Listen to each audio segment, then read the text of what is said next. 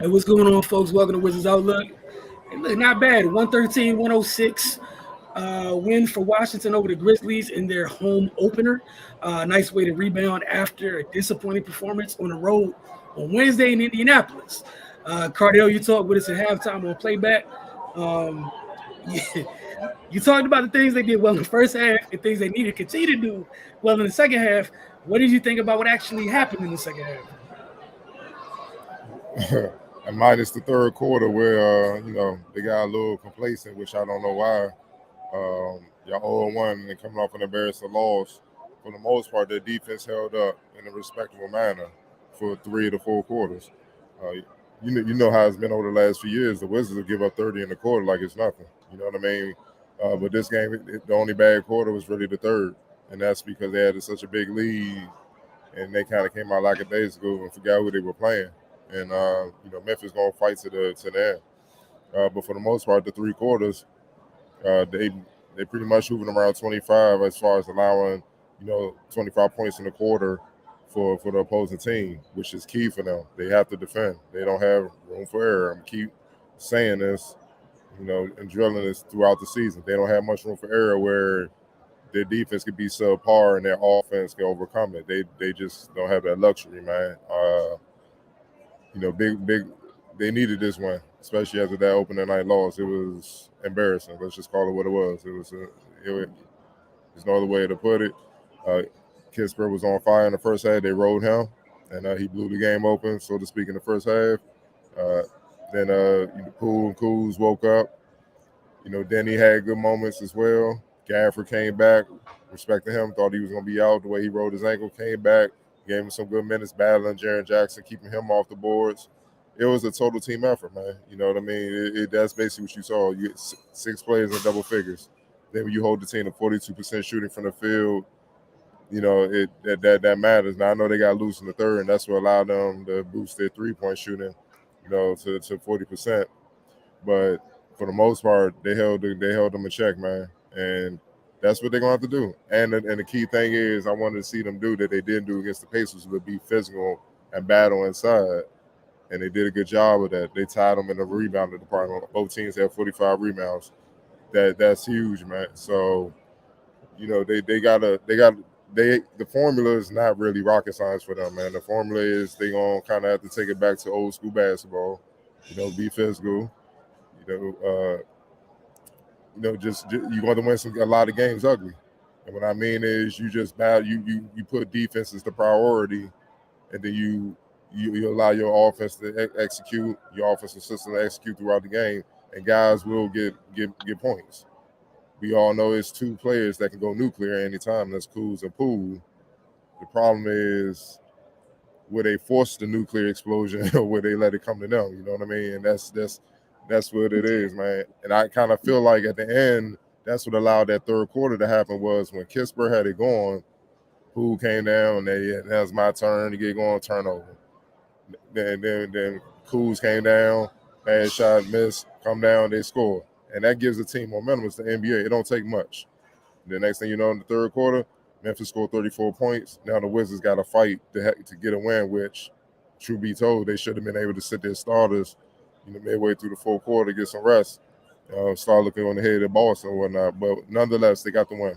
And, you tip your hat off to them because no one knew what they expect coming in, especially if that ugly loss with the Pacers, man. So it shows they have some fight. It shows that, guys are willing to do what's necessary to win. The only questions is, and that can only be answered throughout the season, is can they do it consistently? Right. Yeah, man. Just piggybacking off Cardell, aside from, the third quarter, it was a solid game overall for the Wizards. It was good to see them be able to regain their composure after, allowing Memphis to get back into the game. Corey Kispert first half, lights out, man.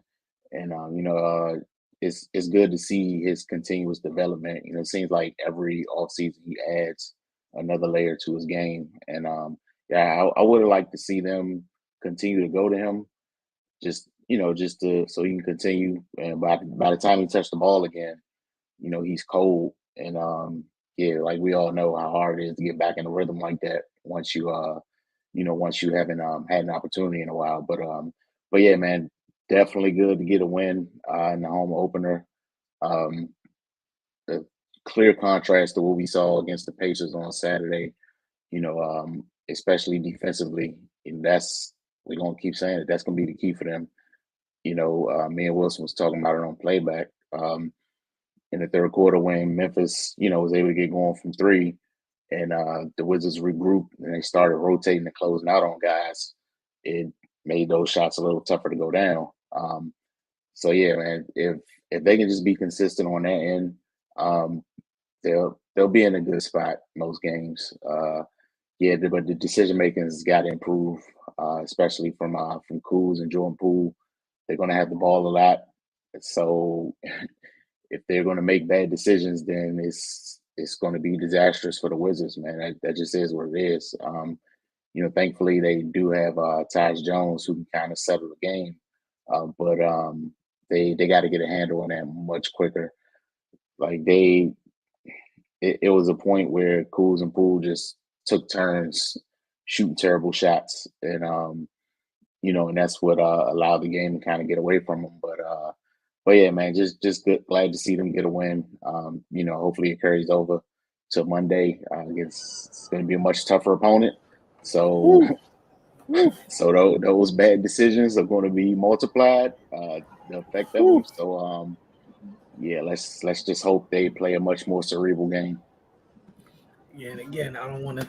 Not they won, so not gonna be my normal negative self. Just saying, all turnovers don't look the same. So you look on the box score, Kuz had 0 turnovers.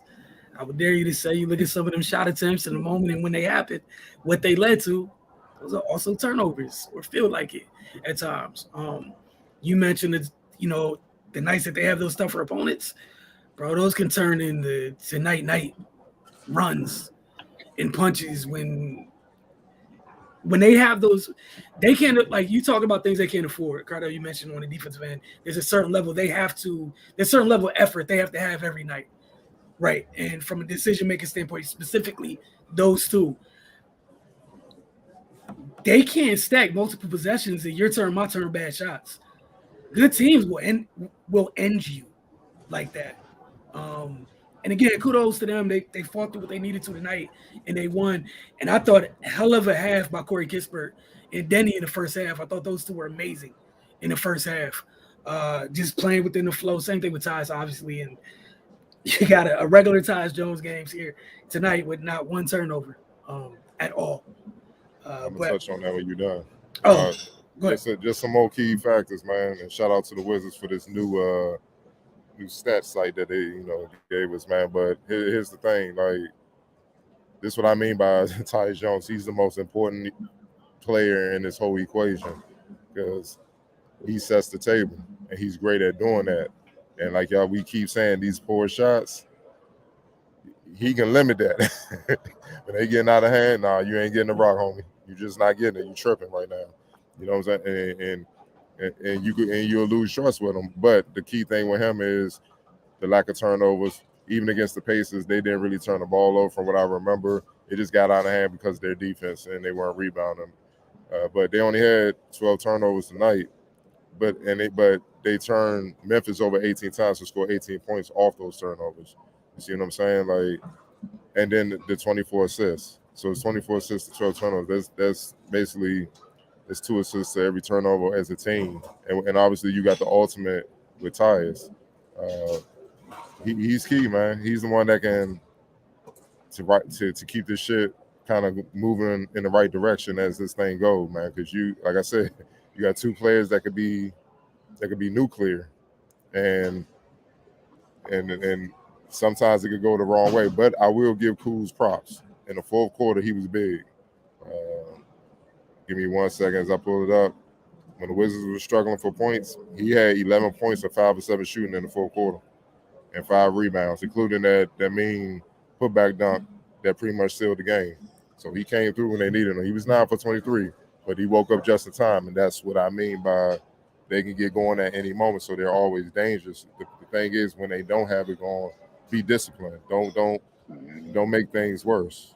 You know what I'm saying? Don't try to shoot your way out of a slump when you know you're not having it. Especially when you got somebody that can set the table and make your life easy as possible. Just execute, and he'll get you the rock. That's how Kispert was able to have 22 in the first half. Now I knew they was gonna key in on him in the second half. He's not really a one-on-one player, so I knew he was gonna come back down to earth, so to speak. But that's when Poole and Kuz got to get aggressive, and that's what they did, man. So as the chemistry grows, I expect to see more of that where Tyus Jones kind of control the game more, man, because that's his main NBA skill. That's why he's here. All right, on to y'all's favorite part, player of the game.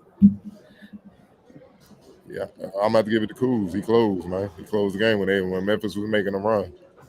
And they 11 on 5 or 7 in the fourth. That's huge. 5 rebounds. That's big. Ray.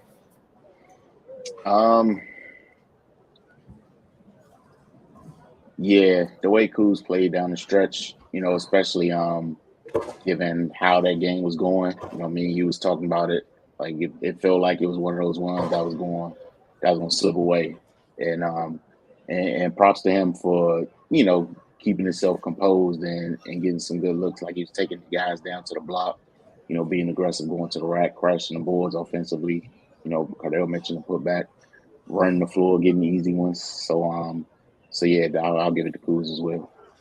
Yeah, I have no issue with that because again, in the fourth quarter, we saw that's the shot diet we would like to see from him. Like that was kind of him and the nice, good flow. And like you said, Cardo, that's the thing they'll be battling all season. But Ray, we'll start with you here with the X factor.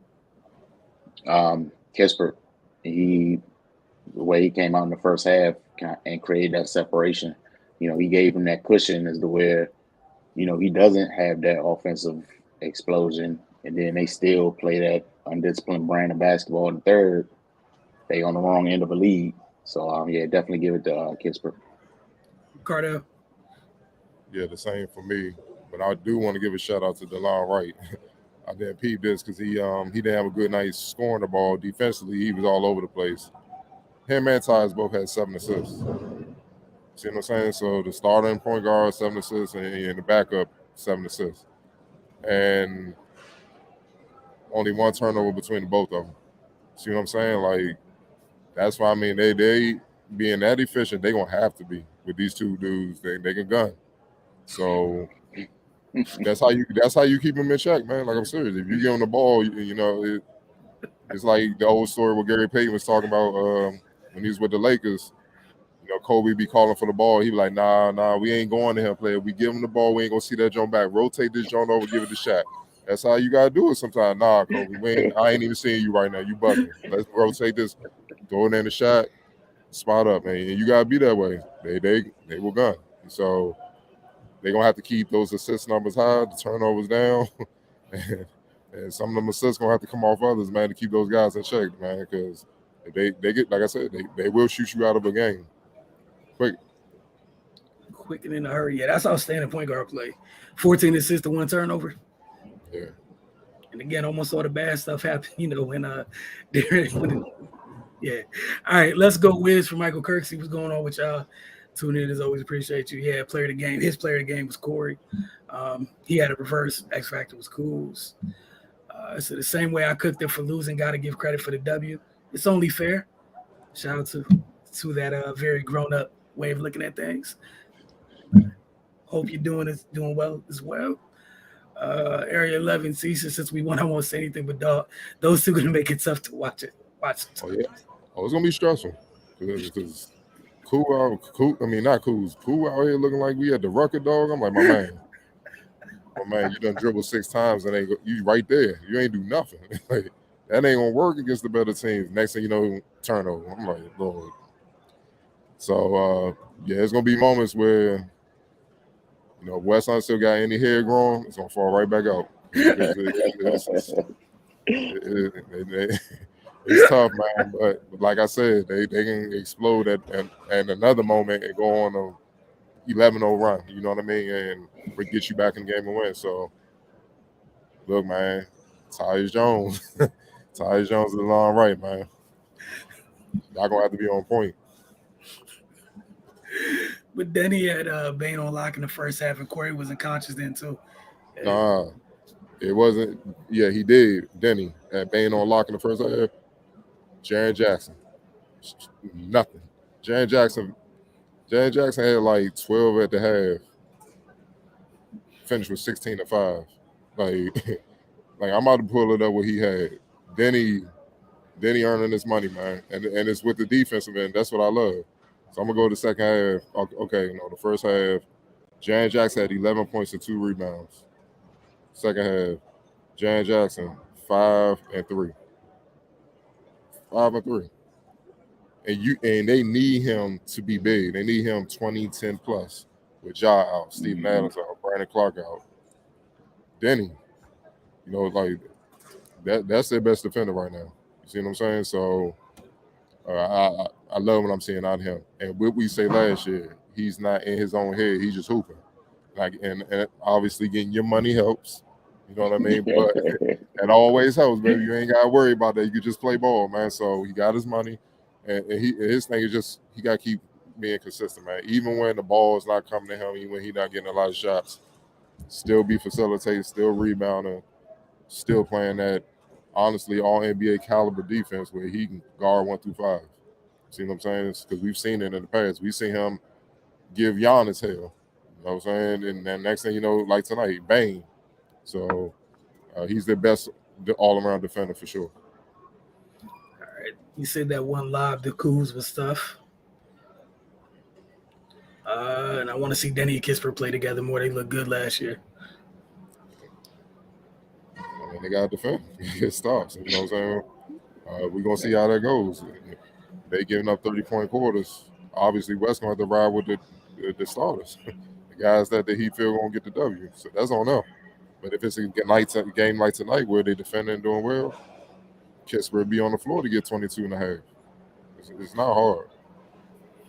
Hey, man, it's crazy, man. A lot of things come from just doing your job on that end of the floor that nobody likes to talk about. It's, all the old folks at Yellow Clouds talk about. The end of the floor does indeed matter. And it's damn sure going to matter in a couple days. Look,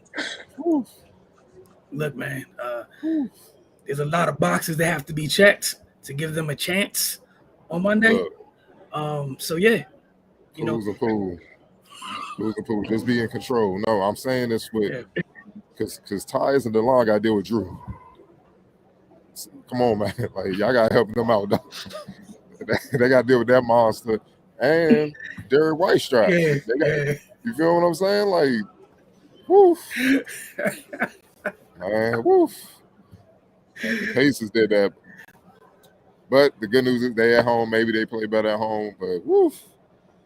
We're going to see what they made of. That's going to tell a lot right there. Nice early season test. 3 games in. Got to love it. They got a nice little stretch coming up where we're going to learn a little bit about this group early. Not to say it's going to tell us exactly what everything is for the year, but early on, first quarter of the season, we're going to find out a little bit about this group of this next week or so. Yeah. Maybe Celtics, Hawks, Heat, Sixers. Yeah. Mm-hmm. 4 of which are on the road. Like, yeah. We're going to learn a little bit, man. We definitely are. Thank y'all for tuning in. We appreciate y'all as always. Don't forget, for the most part, definitely play back for all away games. For home games, just check. What I'm going to do is I'm going to put it in the description for this. Every time, just check the description. Let y'all know if we haven't playback that night. Come in here, hang out with us, watch the game or whatnot. And then we look forward to talking with you guys here on Wizards Outlook. Y'all have a great evening.